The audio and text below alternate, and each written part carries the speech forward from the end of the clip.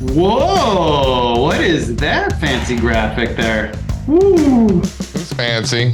Someone's been talking to designers.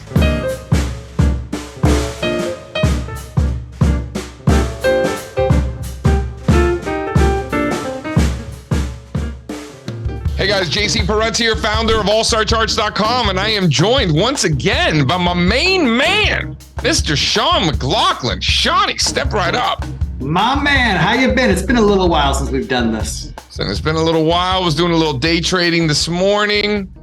Man, you're a day trading fiend, man. I can't get your attention at all once the market opens at 9:30. I quit my job in the mornings, first 90 minutes of the day. I was in there a little longer today. I was in there for, I guess, 90. I was in there for 150 minutes today. But yeah, man, Kimmy's crushing it. So if I'm not in there in the room day trading, what am I even thinking? So it's great. I used to always be a terrible day trader, the worst ever, maybe. And I feel a lot more comfortable trading with Kimmy during the day. We're 2 for 2 yesterday. Still got a couple of open positions from today. See how we finish up. But I like it. So this is not a day trade. This is the furthest thing from a day trade. We are going out. We're going out till next summer on this one. We're looking at John Deere. First of all, ton of relative strength out of industrials, ton of relative strength out of global markets outside the United States. I don't necessarily consider Deere as part of that. I think of more like Caterpillar as part of that global trade. But Caterpillar and Deere look very, very similar. So we're looking at this trade, and Sean's like, this is my favorite kind of trade. And I don't want to steal your thunder. So why don't you tell the folks just why this is your favorite kind of trade? This is my favorite kind of trade, JC, and we've talked about this before, is I love buying stocks that are at or near all-time highs. And I'm not breaking any ground here. Many people talk about this, but the thing about stocks making all-time highs is that there are no bag holders in this trade. Everyone who is a long-term investor, everyone who is a swing trader, everyone who is a day trader holding long positions in this stock at a stock making all-time highs is making money. And when you're making money, you're not really in a hurry to sell. Meanwhile, if you're one of the unfortunate people holding a short position in a stock making all-time highs, the only way you make the pain stop is by buying the stock to cover your short position. So stocks making all-time highs, I love those kind of stocks. There's no overhead supply. There's nobody trying to sell. Doesn't mean they're just going to go straight up, but there's a lot less in the way for the stock to make a big run. So that's number one about why I like buying this stock. Number two, the other part that makes this my favorite setup is that in addition to this being at or near all-time highs, implied volatility is at the lowest levels it's been for, close to 2 years. This chart only shows about 6 or 7 months worth of implied volatility data right there. But right now we're at about a 2-year low. What that means, for those of you who aren't familiar with the term implied volatility, it means that the pricing of options, the premium that we pay for options, is at the cheapest levels it's been for over a year. So when options premiums are cheap and a stock is about to make new all-time highs or potentially make new all-time highs, and I could buy calls cheaply to participate in a move like that, I get real excited, JC. One of the things that all the things you said are great, and all of that makes perfect sense. Sort of unlimited upside, great thing. Implied volatility, in other words, we can get into the trade very inexpensively, so all great. You know what I really love the most about the whole thing? All that stuff is great. I love that the risk management is already built into the trade. We're limited partners for all intents and purposes. We can't lose more money than we put in. You place the trade, that's it. The money's gone. In my eyes, that money is gone. Never going to see it again. You do a really nice job of adding an additional layer of risk management, which we can get into now in a minute if you'd like. But forget all that. That's just added risk management if you so choose to. But just even if you are incredibly reckless and irresponsible, you already have built-in risk management. And when it comes to sleeping at night, the fact that I know that no matter what, no matter the world ends tomorrow, the stock market crashes, whatever, we can't lose more money than we invested. I love that part of the trade. The unlimited upside, fantastic. No, nothing wrong with that. I really like that a lot. The built-in risk management. I really like that a lot, Sean. Right. And there are three components to the risk management in this particular trade. You already hit on the first one.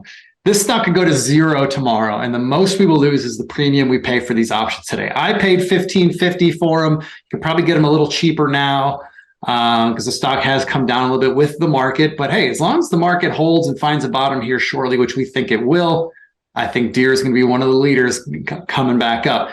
So we've got that part of risk management, right? We can't lose more than what we paid.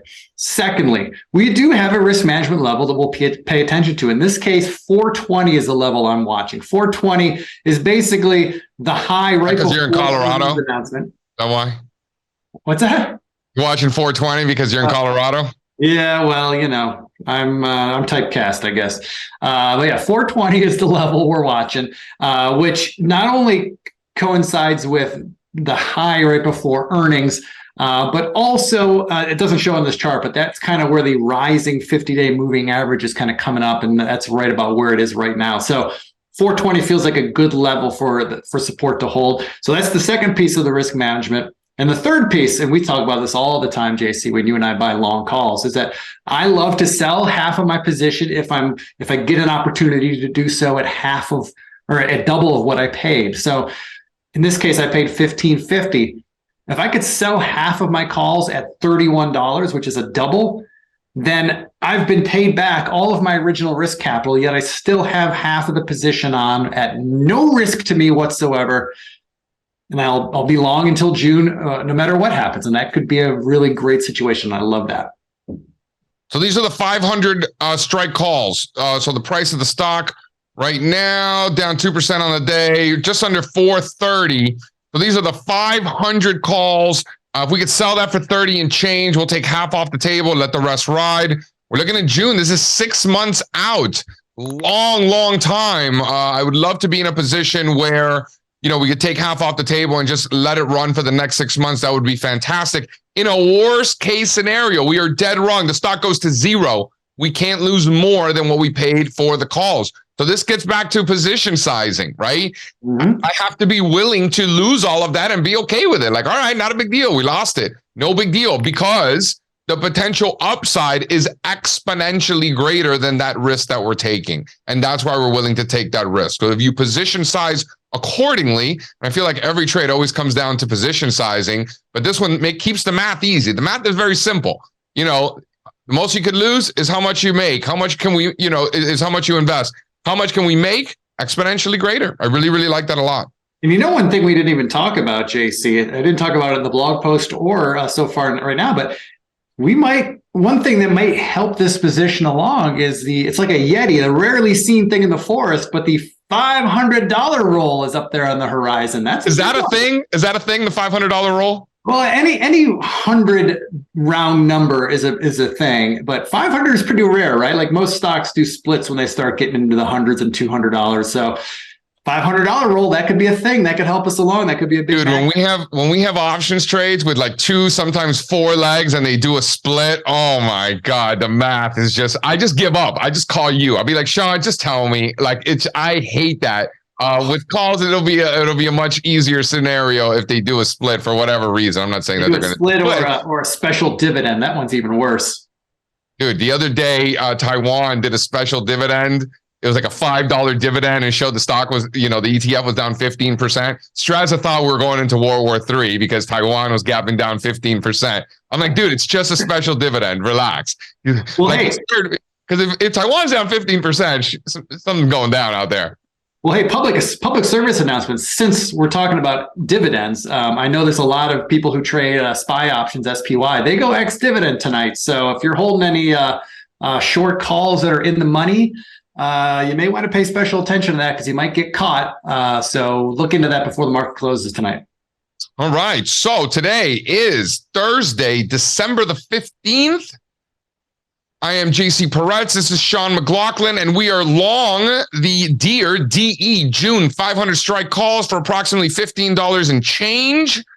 If we're able to sell half of that position for twice what we paid, that is fantastic. We'll go ahead and do so and let the rest ride. If we get a breakout here, I don't know if it happens this week. Maybe it doesn't happen until next month. Maybe it doesn't happen until next quarter. But if we get that breakout, we get that elevation. You're talking about 500. If we see 500, I think we see close to 550. That's, come this spring, come baseball season, we can be having that conversation. And I look forward to it, Shawnee. Sunday, who do you got? You got Saturday, actually, I should say. Who do you got, the Dolphins or the Bills? Oh, stop it. Do I have my Dolphins gear? I don't have any Dolphins. I'm a little disappointed you didn't come to the show. I didn't do it. I thought for sure you'd be wearing your Dolphins hat. Hold on. There it is. I do got my Dolphins. No. These things are sweet, huh? Oh, man. Honestly, my wife bought me these shoes, and I mean, they're obnoxious. They're the Dolphin shoes, but they're actually the most comfortable shoes I own. This is true. This is true. You're going to need them because it's going to hurt on Saturday night. It's going to hurt on Saturday night. Stop it. This is all right, John Deere. Let's go, DE. The industrials, again, I'll reiterate, a lot of relative strength out of these industrials. Keep an eye on these, not just Deere. Look at Caterpillar and some of the others. But I do like the risk reward here on the calls. Nice call on this one, Sean. I see what you did there. I see what I did there. All right, guys. Adios. Get back to your day trading. Go Bills.